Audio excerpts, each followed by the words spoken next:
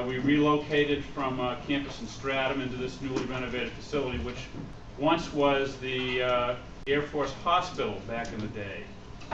So we're delighted to be here. I should say the transplant has taken nicely, and we've been growing and thriving here ever since. In fact, since 2005, our enrollments have increased by about 50%. So things are going pretty well for us. And we offer 30 certificate and degree programs and a full range of training, customized training programs for business and industry, and are involved in a lot of partnerships with local community agencies like the Greater Portsmouth Chamber. And we think of it as those partnerships that really puts the community in community college. So I'm pleased to be able to come here and say welcome.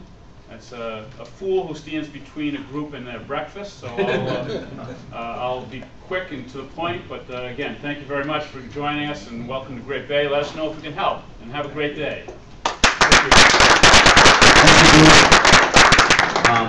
This is a great institution, and 20% growth last year is just amazing. We don't know if that's sustainable, but they put an addition on it and it's already up to capacity, so it's great stuff. I'm from the Greater Portsmouth Chamber of Commerce, and when Steve Marchand, who's on our very wonderful Government Affairs Committee, called up and said we have this Concord Coalition coming, I jumped all over it. This is something that everybody should be involved in. I applaud you all for committing and coming. It is very difficult to talk about some of these things for lots of people, or they don't want to, or they're apathetic, but the fact that you're in the room is a statement to your commitment to making a difference, and I appreciate that. I'll just do two quick announcements. We have next week this little thing that we're working on at the other end of Pease called Tech World. It's not so little, it's techworld2010.com. It's a huge technology event highlighting economic development in the era of technology on the Seacoast. Please consider coming. Go to techworld2010.com and take a look at all the speakers we have. We are full up on speakers. We have a great number of companies coming in the education and employment track, and the business track, and in the technology track. So please come and join us. Second announcement is that we will be proud on the 21st of October from 4 to 7 at the same building to sign the Seacoast Chamber Alliance. And for those of you who don't know, it's Rochester, Somersworth, Dover, Exeter, Hampton, and Portsmouth, the first collaborative effort of chambers in the state of New Hampshire, I believe, ever. It will give us a unique position. We will have 2,417 unique members, about 1,700 which will be businesses with 10 employees or fewer, which we hope with a few things we're going to do to increase member value will get us a seat at the table in Concord. We've sort of been missing from that discussion many times because we're just all too busy. So there is power in numbers. That's what this is all about. There is power in numbers. Fiscal change can happen because of the power of you and many other people. So without further ado, I'd like to introduce Bob Bixby of the Concord Coalition. You want to speak?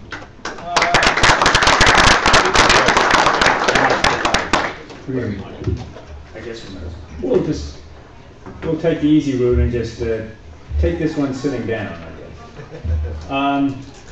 Well, when talking about the federal budget, it's always a little dangerous when people have food on the table, but I'll plunge ahead anyway.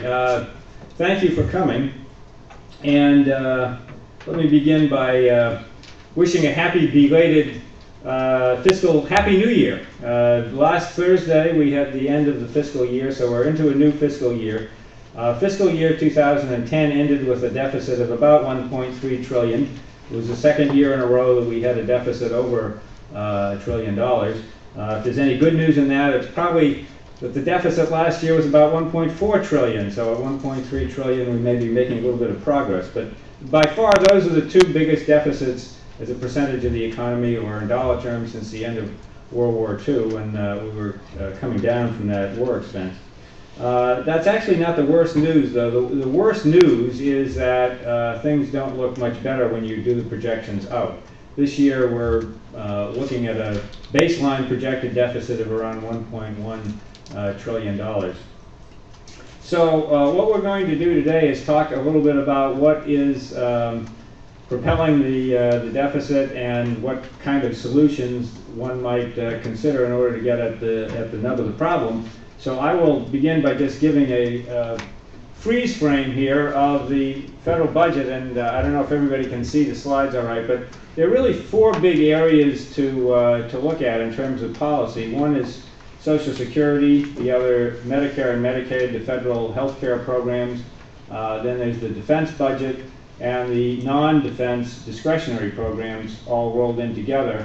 Those are the ones that go through the annual appropriations process. By coincidence, they're all now about $700 billion, roughly speaking. They're moving in different directions and driven by different dynamics, but right now you can think of those as four big categories. The other category, a fifth category that has, is not determined by policy, it's sort of the result of policy, is net interest. That's what we pay on the debts that we have accumulated, just like a consumer pays a credit card. This year, the interest on the debt is going to be about $200 billion, which is an awful lot of money. It's more than we're spending on the wars in Iraq and Afghanistan. It's important to keep your eye on that number because as we continue to run big deficits, the interest cost is going to go up considerably.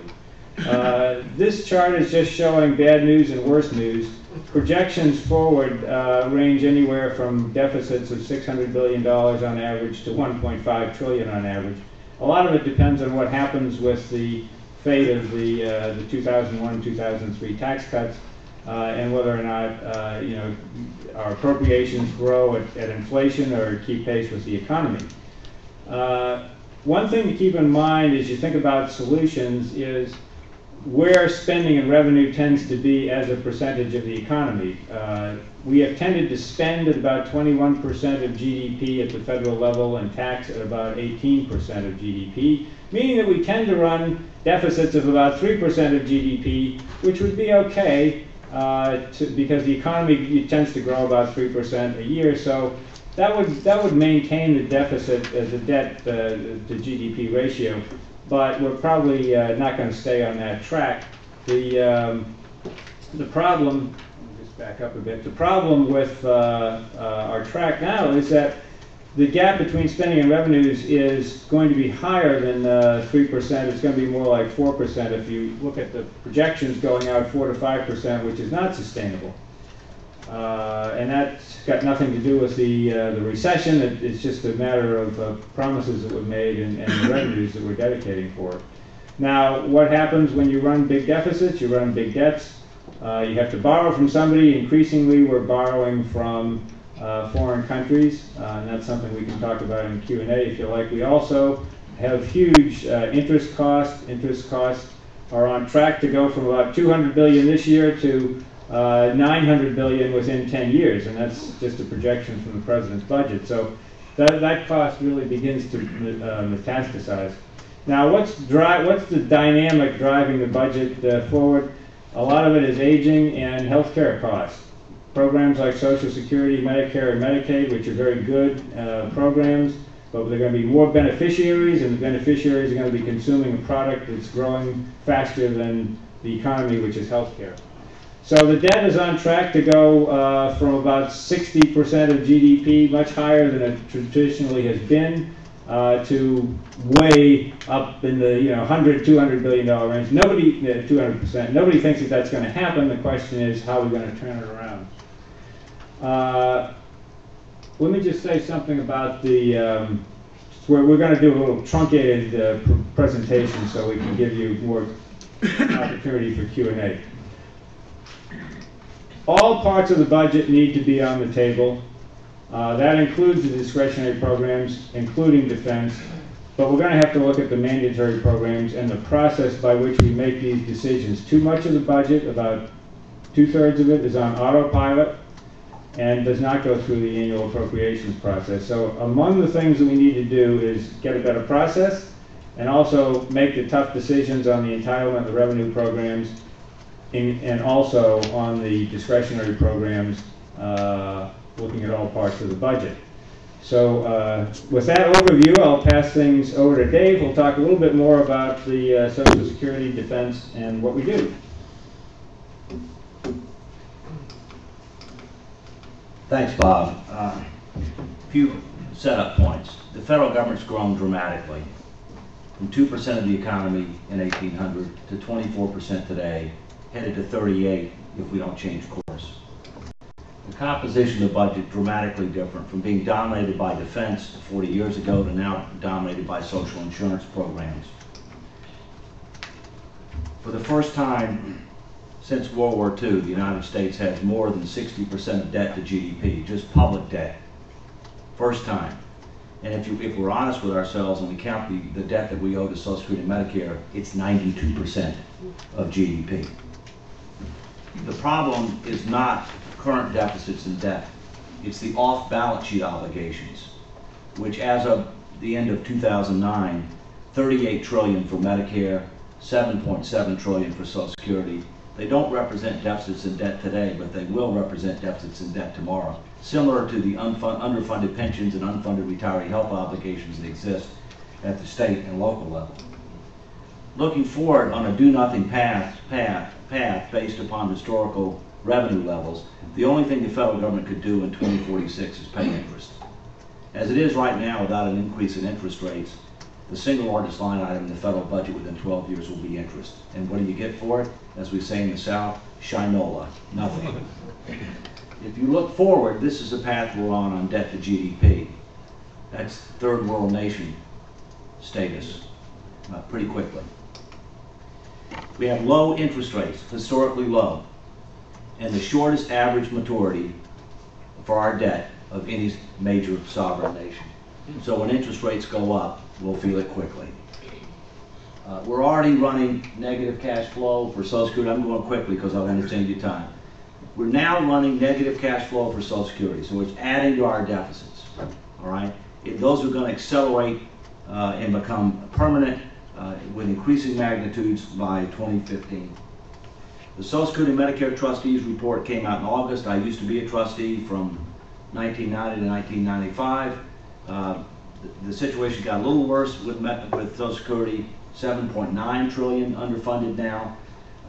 According to the trustees, Medicare is in a lot better shape as a result of the health care bill. If you believe that, I'll be happy to sell you a bridge in Brooklyn. In fact, the chief actuary gave an adverse opinion on this report. It was blatantly politicized. The simple fact of the matter is whether or not Medicare is going to be better off as a result of legislation is debatable. What's not debatable is healthcare costs as a percentage of the economy will be higher, and most of the savings that may or may not be achieved in Medicare have been used to expand healthcare benefits outside of Medicare. To the extent that you save it here and you spend it there, you really haven't accomplished very much from the standpoint of consolidated financial condition of the U.S. We spend as much as the next 14 nations combined on defense. And in fairness, things cost more in this country, and we're more transparent about our costs. We assume too much of the global security obligations, others don't assume enough. Move ahead. Now, what about Social Security? Social Security is the most popular and arguably the most successful federal program. It's also one of the better run federal programs. It is critically important. We need to make it solvent, sustainable, secure, more savings oriented. In my view, it needs to be a base defined benefit program, because most people that are in private pension plans, it's defined contribution, and they bear the risk. And by the way, only 50% of workers have a private pension plan. We have a very low savings rate in this country. We've got to get that up, so we need to do something to increase savings through Social Security. These are some ideas as to what you can do that would exceed the expectation of every generation of Americans. Gradually increase the early normal retirement age and then index it over time to life expectancy. Strengthen the benefit for people near the poverty level because too many people rely solely on Social Security. Reduce the replacement rate for middle and upper income. Raise the taxable wage-based cap, and add on top a new supplemental savings account. What about defense? Our defense policy is based on past threats to a great extent.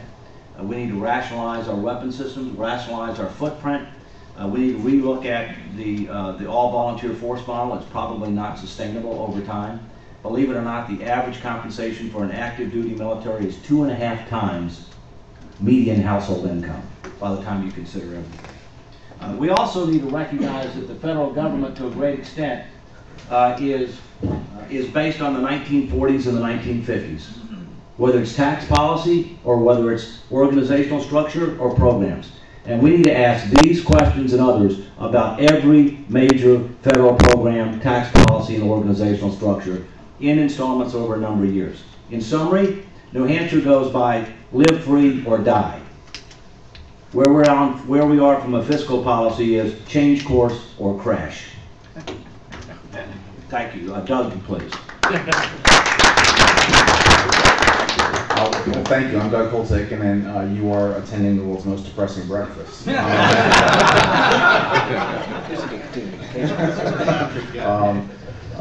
My job is to talk briefly about healthcare, and in particular the health programs, Medicare, Medicaid, and the newly created insurance entitlements under the healthcare reform law. And you know, there are a million numbers that we could throw at you, but we don't dislike you that much. The important thing to remember is that historically in the United States, if you look at the horse race between resources, income per capita, and spending costs, in that horse race since 1970, the spending per person has outpaced resources by 2 to 2.5 percentage points every year. And that has led the healthcare sector to move from 3% of GDP, 3% of the economy, to 17% now, on track to be 20% relatively quickly. Inside the federal budget, you see the same sort of enormous growth in Medicare and Medicaid. Those two programs combined are now the single largest line item in the numbers that Bob Bixby put up there. And rolling the clock forward, as the population ages, it's inevitable that those programs will expand if we don't change their structure. It is also the case that if the future contains the same cost growth that the past has, those programs will become simply enormous. So a straight line extrapolation of those says that they go from something like 4.5% of national income now to 20% of national income by 2050, which is as large as the entire federal government has been for most of the post-war. So that's an unsustainable track, and one which is still the most important domestic policy issue facing the United States, the healthcare reform law notwithstanding, because most of the nonpartisan folks, the actuary at CMS, the Congressional Budget Office, and others, have concluded that while it will cover more people, it will not, in fact, change the trajectory of costs in any guaranteed way. So this remains our top challenge, is to get that under control. Why does this happen in the United States? Well, we spend a lot of money, and we don't seem to get our money's worth in the sense of greater longevity, lower infant mortality, a healthier population. And there's a whole series of diagnoses of this problem that are pretty much agreed upon across the aisle. The U.S. system is far too characterized by fragmented care with a lack of coordination, lots of specialists, no one watching how they interact. It is characterized by a fee-for-service system where doctors are paid to do things to people, and when you're paid to do things to people, you do a lot of it. So we have high volume of medical service delivery, too little attention paid to outcomes, paying for keeping people healthy as opposed to fixing the damage afterward. There's a real problem with an inability to make value judgments. In most of our economy, the other 5, 6, you go out and you look at a computer and it costs $1,000, and you can make some judgment about what you'll get for that $1,000 versus its cost, and you can do comparison shopping. It is almost impossible to do the same thing in the medical world. We simply don't know enough about the alternative treatments for complicated patients who have multiple problems. You know, the most expensive patient in the American health system is a depressed diabetic, because diabetics tend to get very, very serious symptoms as a result of diabetes, and depressed diabetics don't want to stay on their regime. They don't care. And so what is the best way to treat that person? We don't really know. We don't have the best